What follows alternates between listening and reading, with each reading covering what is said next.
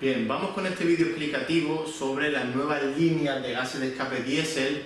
En esta primera parte solo vamos a hablar de las nuevas EGR, luego veremos sobre la mesa. Es un tema de elevado interés no solo para fabricantes, para profesionales del mundo de la reparación, incluso para particulares. Voy a explicaros un poco las líneas de escape, en otros vídeos veremos otra de las partes, pero lo importante es que entendamos, en primer lugar, la pieza que luego vamos a ver, que es la EGR, para qué está y por qué está siendo cada vez tan complicada. En primer lugar, analicemos el motor de combustión con su línea de escape y su colector de admisión. Los gases de escape de los 4 cilindros van a salir por el colector de escape a una velocidad determinada que viene en función del número de revoluciones. Al encontrarse con la caracola del turbo y la geometría variable, hace una función de tapón en la línea de escape que genera una contrapresión, una presión entre el colector y el turbo. Esa presión favorece que una vez que la EGR es accionada, si hay más presión en la parte de escape, se podrá recircular hacia la admisión. A medida que se aumentan las revoluciones, no solo disminuye la presión en el escape, sino que aumenta la presión del turbo. Por lo tanto, hay un momento en el cual la EGR debe cerrar, porque se igualan las presiones o la presión de admisión es mayor que la del escape y no puede haber tasa de recirculación.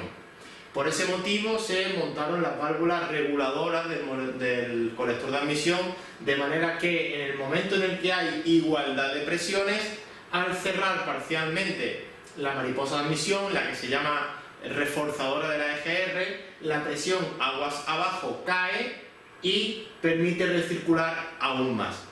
Pero el kit de la cuestión está en que la EGR, cuyo objetivo es disminuir la emisión de NOx, ya sabemos que los NOx es el quebradero de cabeza de los fabricantes, se producen en la cámara de combustión cuando hay una elevada temperatura y un exceso de oxígeno, típico en motores diésel y en los nuevos motores gasolina de inyección directa. Pues el objetivo ¿cuál es? Pues disminuir esa concentración de oxígeno metiendo gases ya quemados, que no tienen oxígeno, y bajar la temperatura de combustión, produciendo combustiones mucho más pobres o menos potentes. En definitiva, recircular gases de escape disminuye cantidad de oxígeno y temperatura de combustión, por lo tanto disminuye la emisión de NOx. Ahora bien, para aumentar aún más esa capacidad de recircular gases de escape y que disminuyan aún más los NOx, los gases de escape antes de llegar al colector de admisión son enfriados. De hecho, los colectores de admisión de los motores modernos que llevan enfriador suelen ser colectores de plástico, porque si no son de plástico no se puede recircular a altas temperaturas, si no el colector de plástico se derretiría. Pues bien, estas EGR, que en un principio eran de accionamiento neumático por vacío, luego pasaron a accionamiento eléctrico, después con potenciómetro, y hoy en día son accionamiento eléctrico con potenciómetro, pasar en la posición, y van refrigeradas. ¿Por qué se refrigeran? Pues porque si conseguimos bajar la temperatura del gas de escape antes de recircularlo, bajamos aún más la temperatura de combustión, por lo tanto la emisión de NOx disminuye. Además, favorece que no se depositen en el colector de admisión partículas de hollín, debido a que las partículas de hollín se depositan y ciegan los colectores de admisión por la diferencia de temperatura. Las partículas de hollín salen con el escape caliente, con los humos calientes, y llegan a una zona en la que está fría y por un procedimiento denominado termofóresis se depositan en las paredes y van poco a poco obstruyendo la admisión. Bien, ese sería el objetivo del enfriador. Esta es la que se denomina EGR de alta presión. ¿Por qué de alta presión? Porque los gases de escape están a alta presión, y en otro vídeo veremos no solo el filtro de partículas y el SCR, la inyección de AdBlue, sino las nuevas EGR de baja presión y su justificación. Lo que quiero que entendáis es que la EGR tiene como objetivo disminuir los NOx, como bajando la cantidad de oxígeno, gases de escape que no traen oxígeno, y bajando la temperatura de combustión, combustiones más pobres y gases de escape refrigerados. Ahora lo que vamos a ver es estas nuevas EGR de última generación, las más complejas que hay, las veremos sobre la mesa y os explicaremos cada uno de los componentes. la EGR de última generación, la más compleja que podemos encontrar hoy por hoy en los vehículos. Esto lo montan los Audi 3000 y 2700 TDI, Common Rail, y vamos a ver un poco los componentes. Por un lado tenemos la entrada de gas de escape, que entraría por aquí el gas de escape, y tenemos la salida del gas de escape hacia el colector de admisión. Ese gas de escape que viene caliente procedente del colector de escape va a pasar a enfriarse al radiador siempre y cuando la válvula de mariposa de bypass esté accionada. Si está accionada, si recibe vacío, se va a... ¿Veis? Ahí tenéis la biela que lo mueve. Va a abrir una compuerta y el gas de escape lo que va a hacer es entrar a enfriarse y salir a una temperatura más baja hacia el colector de admisión, disminuyendo la emisión de N o X.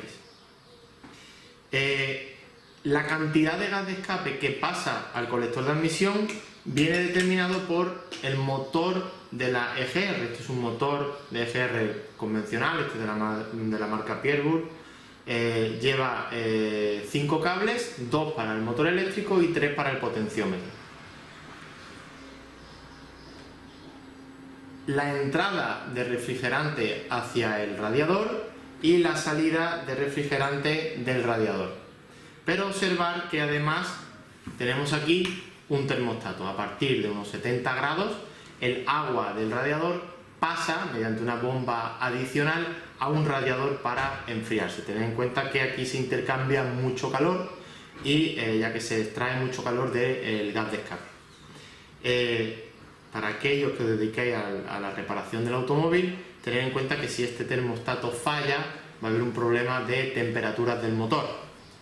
Bien se calienta o bien se enfría en exceso.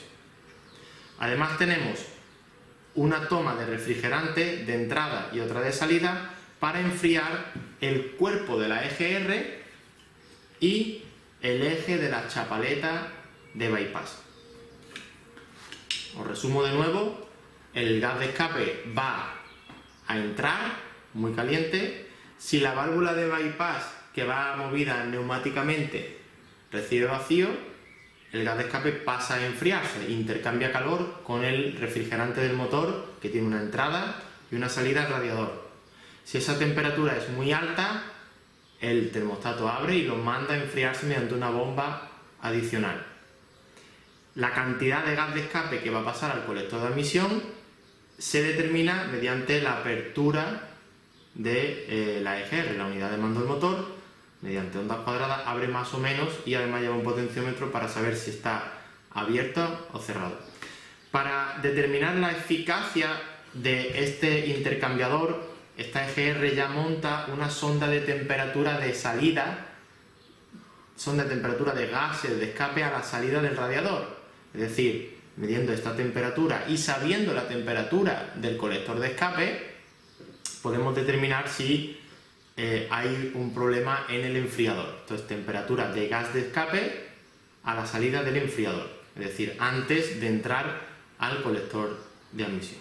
Bien, pues esta sería la EGR de última generación que montan los Audi: enfriador, termostato, sonda de temperatura, muy parecida o similar a la que montan los filtros de partículas, válvula de bypass, bomba adicional, en definitiva, cada vez más complejo, intercambiador no desmontable.